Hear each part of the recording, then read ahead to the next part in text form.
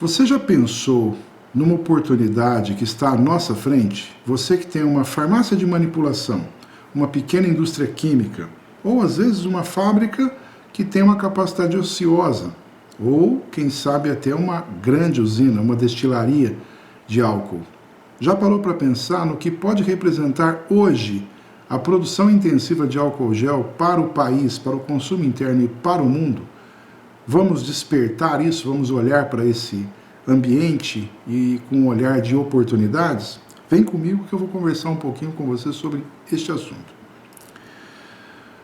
A gripe espanhola de 1918, ela trouxe para o mundo um hábito, um costume, o lavar as mãos, com a ideia de que isso traria uma boa prática e também eliminaria o contágio de várias moléstias. Mas os infectologistas dizem que isso não é suficiente. E realmente parece que eles têm razão, porque o contágio se dá pelo ar, pelas portas, pelas maçanetas, pelo corrimão de uma escada, por lugares públicos que as pessoas frequentam, tocam e passam por ali. A gente está vendo hoje até a impregnação do coronavírus no asfalto das cidades. Turquia fazendo limpeza das suas vias públicas, a Itália também. Mas não é esse o tema. A gente está pensando no álcool gel. Para quê? Por quê? Para quê? A resposta é: ele vai ser utilizado em larga escala? Será que é uma mentira isso? Será que é possível isso? E ele vai ser também consumido pelo mundo todo, e não só por nós, brasileiros. Se a gente pensar, então, que o álcool gel é um bem, hoje, buscado, utilizado no mundo todo como um artigo de necessidade básica para a higienização dos nossos ambientes, onde nós frequentamos, e não somente mais em estabelecimentos de saúde, mas também em escolas, em prédios, em residências, em locais públicos que vão necessitar de um asseamento um pouco diferente, pensando-se justamente na quebra da cadeia de contágio de moléstias como o coronavírus. Se a gente pensar assim, a gente tende a subir muito o consumo desse produto.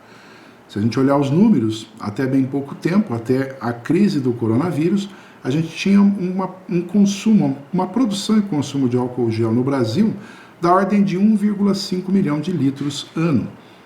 O estado de São Paulo, por sua vez, ele é responsável por uma produção de álcool na casa dos 30 milhões de litros, 32, 28, 33 e assim vai. Se a gente, num mercado, numa perspectiva muito otimista, pensarmos numa elevação desse consumo em 10 vezes, que eu não acho nada difícil de acontecer, metade da produção paulista pode ser direcionada para esse produto. E o que pode acontecer? Faltar álcool nas bombas dos postos de abastecimento. O que é curioso é que os veículos agora estão parados e a safra vai começar.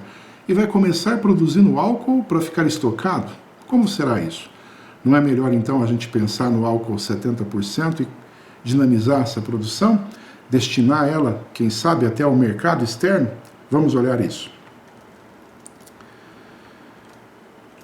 Precisamos olhar um mercado amplo, não apenas o de atuação das usinas e dos plantadores de cana. Isso é muito restrito.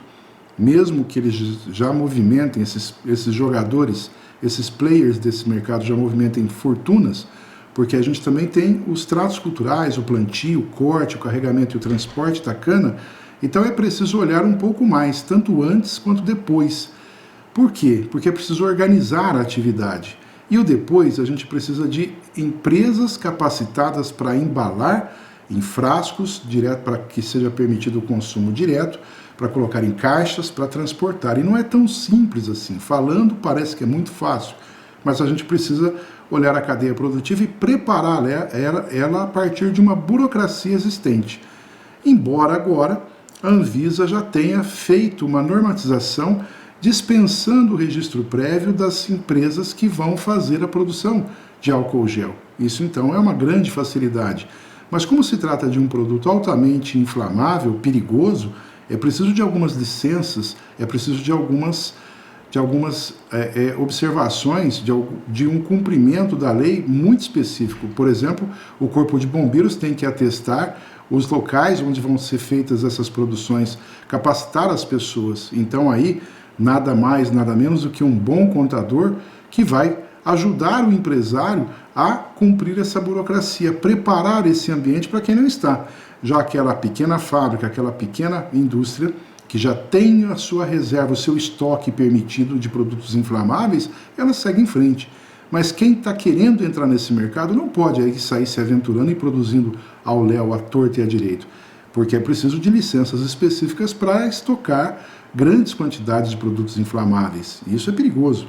E as pessoas têm que estar habilitadas a manipular, a transportar, a cuidar disso. Então, olha só, precisamos de um bom contador, precisamos de um engenheiro químico, um técnico em química para certificar o produto, para atestar a validade dele, ou, quem sabe, até de um farmacêutico, porque vai ser para o consumo humano, para atestar que a validade, a eficácia daquele produto, o padrão dele de acordo com as necessidades humanas. O farmacêutico vai ser requisitado, vai ser ali o responsável pela formulação. Mas olha, então não é só a produção da cana-de-açúcar, o transporte, o corte, o carregamento e a usina produzindo o álcool. É preciso que haja um contabilista, é preciso que haja um farmacêutico, é preciso que haja uma série de pessoas envolvidas naquela linha de produção. Transportadores que vão levar as cadeias de consumo aos atacadistas, aos distribuidores e assim por diante. Isso é muito importante porque ativa uma grande parte da nossa economia. O que a gente não pode fazer é cair no erro, por exemplo, de exportar o álcool gel a granel, para que as grandes empresas lá fora embalem e vendam internamente, porque a gente vai estar perdendo uma grande oportunidade de agregar valor ao nosso produto. E a gente tem aqui uma capacidade industrial instalada muito possível de ser utilizada plenamente. Então, vamos olhar com esse olhar justamente para não acontecer o que acontece com o café. Brasil, um grande exportador de café a granel, a Alemanha, um grande importador, mas é a Alemanha que ganha dinheiro com o nosso café, porque ela industrializa, beneficia e vende ele pronto para o consumo em toda a Europa. Então, a gente precisa olhar isso. Já pensou se a gente exporta o álcool gel para a China, já pronto para o consumo, não vai ser muito melhor para a nossa região, para o nosso país? Vamos pensar nisso, vamos fortalecer aqui esse ambiente empresarial, vamos juntar essas pessoas interessadas nesse tipo de produção? É essa a ideia. Se a gente olhar assim, a gente pensa no mercado interno e a gente pensa no mercado externo. O mercado interno ele tem alguns problemas aí, tem a tributação que atrapalha. O PIS e o PIS, COFINS e ICMS, eles incidem lá na fonte produtora.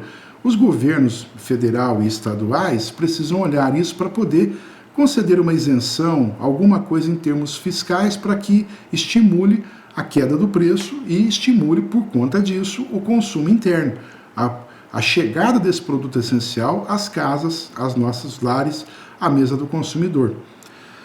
Mas, olhando assim, a gente já percebe que o governo federal já, esses dias, baixou uma norma, um decreto, prevendo a alíquota zero em termos de IPI para o álcool gel, o álcool 70% e outros derivados. Ele fez isso, inclusive, com todos os produtos relacionados à cadeia de combate ao coronavírus. E o álcool gel está nesse contexto. Então, o IPI é zero. Isso já é um benefício. Então, já é uma vantagem que nos traz para repassar no preço essa vantagem para que o consumidor interno seja beneficiado. A gente tem também na exportação um cenário bastante diferente, porque na exportação há uma desoneração da tributação. Todo o produto é vendido com alíquota zero, não há incidência de ICMS, não há incidência de IPI, não há incidência de tributo nenhum. Ele vai pelo preço formado aqui internamente, que é o preço da linha de produção, insumos, aquela manipulação, toda a transformação e a remessa ao exterior. Então é perigoso que isso aconteça, um tratamento diferente, porque o dólar estando muito elevado, ele pode estimular com que se exporte e o produto falte aqui internamente. Então é preciso dar um equilíbrio nisso. E aí vem a força, o governo, com a sua mão, né, fazendo ali a tributação o mais adequada possível para que haja então um balanceamento, um equilíbrio entre as exportações e o mercado interno. Isso é fundamental porque nós precisamos desse produto aqui e não podemos criar um mercado negro, um mercado paralelo.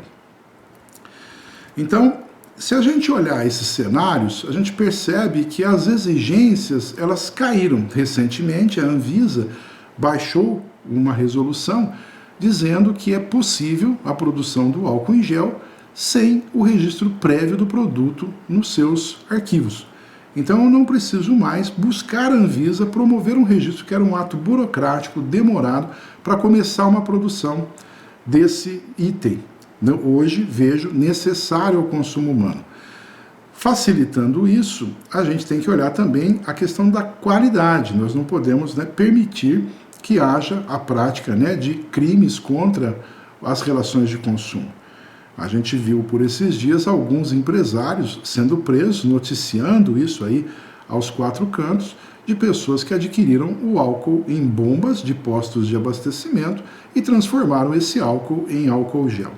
Alguns químicos dizem que isso não tem problema, porque ele teria uma concentração maior, porque o álcool combustível, o etanol, ele é da ordem de 96% de graus de pureza, ao passo que o álcool gel é de 70%, então seria uma concentração maior. Mas dizem também que há quando há uma destinação à utilização como combustível, os controles não são tão rígidos quanto são quando se destina ao consumo humano. Então é preciso olhar isso com muito cuidado.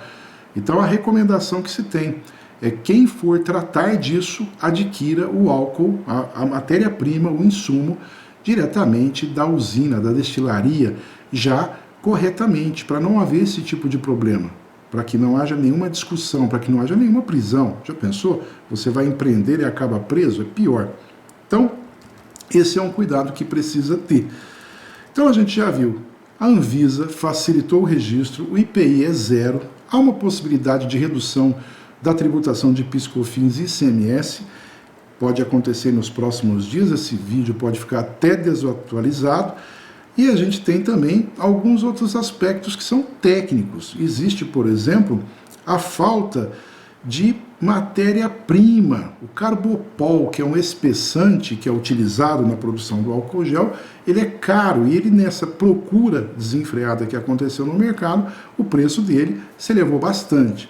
Mas existem estudos, e não são recentíssimos, são estudos que datam em perto de 10 anos, que foram feitos justamente para a produção de álcool gel, para atender as nações, os países mais pobres, como os países da África, América Central, para facilitar o acesso a esses itens de higiene. Então, já tem aí alguma coisa para substituir o carbopol, algum tipo de espessante, mas a recomendação vem, inclusive, da Organização Mundial de Saúde. Ela fala que pode ser utilizado o próprio etanol numa concentração de 70%. E também o álcool isopropílico, mas é um álcool muito puro, que ele vai ser utilizado para equipamentos eletrônicos, normalmente, mas ele vai demandar uma produção um pouco diferente lá na fonte, na usina. Mas o etanol, ele parece que é recomendável, você tem que tomar muito cuidado com isso. Aí vem os técnicos, os farmacêuticos, os engenheiros químicos que vão atestar se pode aquele álcool lá da bomba de gasolina, da bomba de álcool, do posto de gasolina, se ele pode ser utilizado para essa produção. Eu penso que isso tem que ter muita cautela, muito cuidado, para não facilitarmos a fraude, esse é o ponto. Mas tomando todos esses cuidados, o que a gente percebe? A possibilidade de estímulo de uma cadeia gigantesca de produção, não só na nossa região, mas a gente tem também os cenários do Nordeste, com campos de plantação de cana-de-açúcar e com usinas instaladas, que hoje produzem, em sua grande parte, açúcar para exportação para o mundo e para consumo interno. E a gente tem também a questão da safra, que vai se iniciar agora, e podemos não ter um consumo como é o esperado. E esse álcool produzido poderá ficar aí armazenado. Então, há uma ideia, então, colocada aqui, para que as pessoas busquem, então, algo que a necessidade está clamando, está pedindo, está buscando. Então é isso. Eu sou José Rubens Hernandes, eu sou advogado, consultor de empresas, eu estou aqui para contribuir com ideias, com propostas que tragam melhorias, possibilidades, que permitam a você reagir dentro desse cenário caótico que nós estamos vivendo hoje. E eu vou fazer um esforço de intensificar, de contribuir, de doar todo o meu conhecimento em prol disso. Se você tiver algum conhecido, uma pessoa que tem interesse na produção de álcool gel, que tem uma pequena farmácia de manipulação, que tem uma pequena indústria química, que seja um produtor de de álcool, que tem uma destilaria ou que está nessa cadeia produtiva, compartilhe esse vídeo, faça chegar a essas pessoas para que elas pensem nisso, porque a gente vai beneficiar desde o contabilista que está lá na ponta, formalizando o contrato social, adequando a empresa às suas necessidades, obtendo as licenças necessárias, de segurança inclusive, e a gente vai chegar até a outra ponta, que é a empresa de comércio exterior, uma trading que vai poder estar aí nos ajudando a promover exportações de um produto pronto e acabado para o mundo inteiro consumir, trazendo divisas a um dólar extremamente elevado. Não esquecendo, é claro, de um mercado interno que precisa ser atendido. Então é isso. Se você gostou, clique aqui, compartilhe, vem comigo, vamos participar disso. Reaja, é essa a nossa proposta.